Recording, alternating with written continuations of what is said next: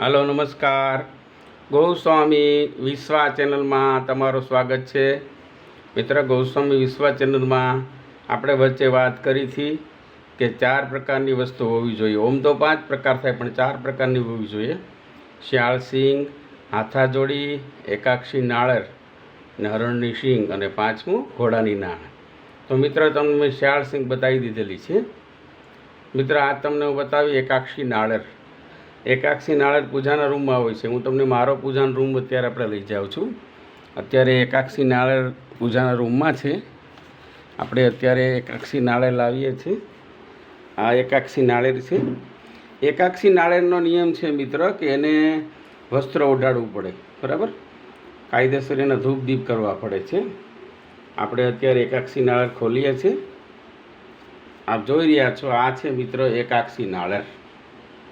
તમને બરાબર બતાવું છું. એકાક્ષી નાળર આ છે. એકાક્ષી નાળર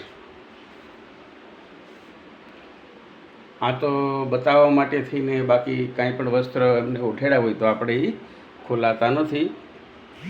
પ્રજાને બતાવવા માટે થઈ, લોક કલ્યાણ માટે થઈ અને આ રીતે એકાક્ષી નાળેર મિત્ર ઘરની અંદર હોય તો તમારે કહેવાય છે કે રિદ્ધિ સિદ્ધિ ઘણા બધા ફાયદા થાય છે મિત્ર. આ રહ્યું એકાક્ષી નાળેર. કહેવાય છે એક આંખ હોય છે, એની એક જ આંખ હોય છે, એને એકાક્ષી નાળેર કહેવામાં આવે છે. હવે આપણે એને પૂજાના સ્થાન ઉપર મૂકી દઈએ. ચુંદડી ઓઢાડીએ. માતાજી, જય માતાજી.